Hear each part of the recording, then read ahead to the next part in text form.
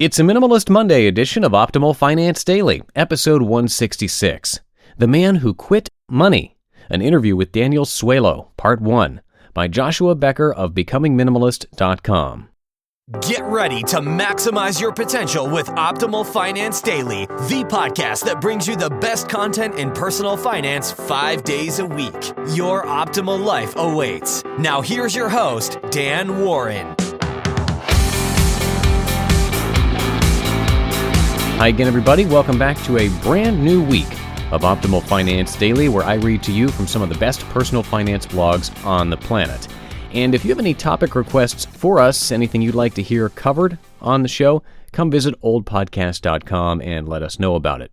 Today is a little bit of a different kind of post. It's an interview that Joshua Becker did with a man who lives in a very unique way, and there are some great takeaways for all of us. So let's get right to it as we optimize your life. The Man Who Quit Money, an interview with Daniel Suelo, part 1, by Joshua Becker of BecomingMinimalist.com. Quote, "Money only exists if two or more people believe it exists." Daniel Suelo. When I first heard the story of Daniel Suelo, I was immediately intrigued. After all, Daniel lives entirely without money and has done so for the past 12 years.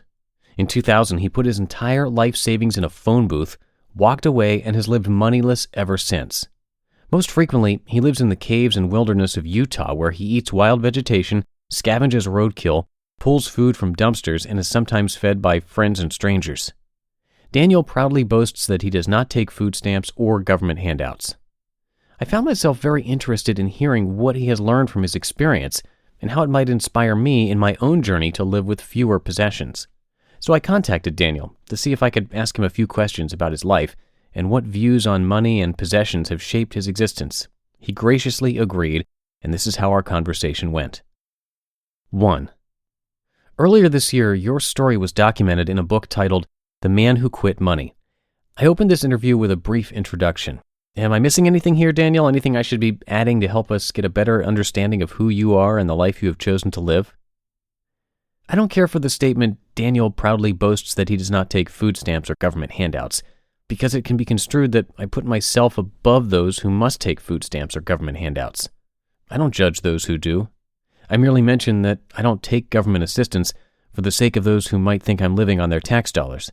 I do boast about having few possessions and no money because it's ironic fun to boast about nothing special. Wild creatures, after all, have few possessions or money, and it really feels like no big deal. And to boast about what the rest of our commercial society debases. I will add that I do make a small exception to taking government handouts. I use the public library to maintain my blog, website, do emails, and read books. This does cause ire in people searching for loopholes in my lifestyle. In my blog comments, a woman once responded to that anger by declaring that she pays taxes and doesn't use the library, and that she donates all her library time to me. Then they were quiet. 2. Thanks so much for taking the time for this interview. I find it interesting that so many of the articles highlighting your story include something similar to this line. Suelo came from a good family and has been to college. He was not mentally ill nor an addict.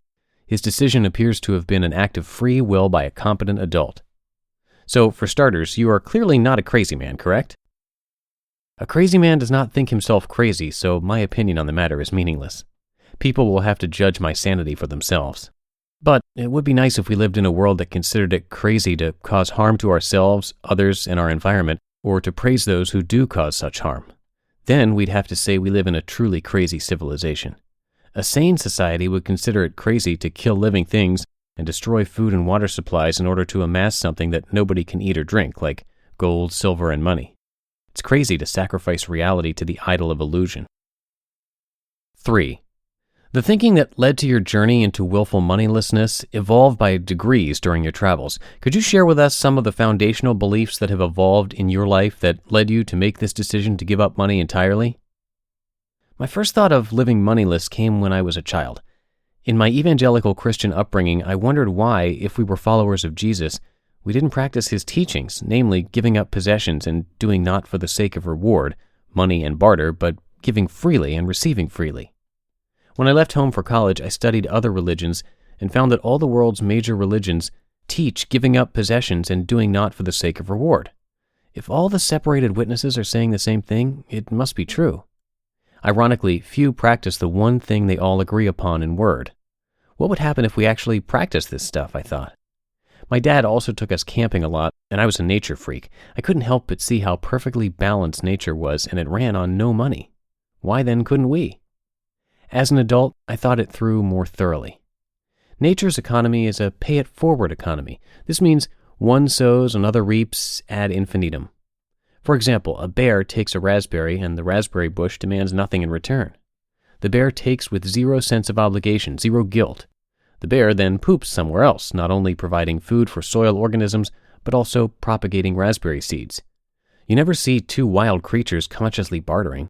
There are no accountants worrying what the bush will get in return. This is exactly why it works, because nobody knows how it works. There is no consciousness of credit and debt in nature. Consciousness of credit and debt is knowledge of good and evil, valuing one thing and devaluing another. Consciousness of credit and debt is our fall from grace. Grace means gratis, free gift. My next impetus for living moneyless came from observing the world economy and politics. Do our economy and politics function well? It's self-evident, isn't it? My next impetus for living moneyless was to find authenticity for myself. To do out of one's heart is to be real. To do for somebody, expecting something from them, is ulterior motivation, which is to not be real, which is to prostitute oneself. My last impetus for living moneyless was to heal myself. Okay, I guess I'll talk about my craziness. To heal myself was to first see myself as crazy, and only then could I become free of craziness. I was suffering clinical depression. Mental illness is rooted in having unnecessary thoughts, and to let go of unnecessary thoughts is to free oneself from mental illness. This is basic Buddhist philosophy. It is the philosophy of all the ancient religions. To cling to thoughts is to possess thoughts, and this outwardly manifests itself in having unnecessary physical possessions. We accumulate what we don't need out of fear and anxiety. This is true craziness. Unnecessary thoughts and unnecessary physical possessions, including possessing people, are inextricably linked. To accumulate unnecessary possessions is not to live in abundance, as we're led to believe, but is to live in scarcity. Why would we have too much stuff if we believed the universe was abundant? Why would we worry if we weren't crazy?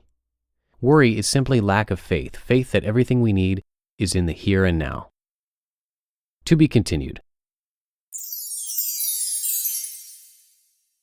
You just listened to part 1 of the post titled The Man Who Quit Money, an interview with Daniel Suelo by Joshua Becker of BecomingMinimalist.com. And the interview is a little bit lengthy, so I'll finish the rest for you in tomorrow's show. But before we go, just want to let you know that in just a couple of weeks, we are going to be doing another book giveaway. So if you want to be part of that and also get some spreadsheet tools from us to optimize your life, come by oldpodcast.com and sign up for our free newsletter. Just enter your email address and you will get those spreadsheets delivered to you automatically with a video tutorial to go along with it.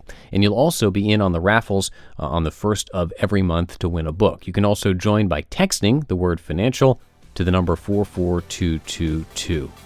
And I'll leave it at that for today. We'll continue this post tomorrow, where your optimal life awaits. Hello, Life Optimizer. This is Justin Malik, creator and producer of this podcast, but also Optimal Living Daily, the show where I read to you from even more blogs covering finance, productivity, minimalism, personal development, and more from incredible bloggers like Derek Sivers, Zen Habits, Mark and Angel, The Minimalists, and all the ones you hear on this show too. So if you enjoyed today's episode and like taking amazing blogs on the go, come on over to Optimal Living Daily and subscribe to that one too. And together, we'll start optimizing your life. You've been listening to Optimal Finance Daily. Be sure to hit the subscribe button to stay up to date on each new episode and head to oldpodcast.com. That's OLDpodcast.com for a free gift as well as more actionable tips and resources to help you maximize your potential. Thanks for joining us, and remember, your optimal life awaits.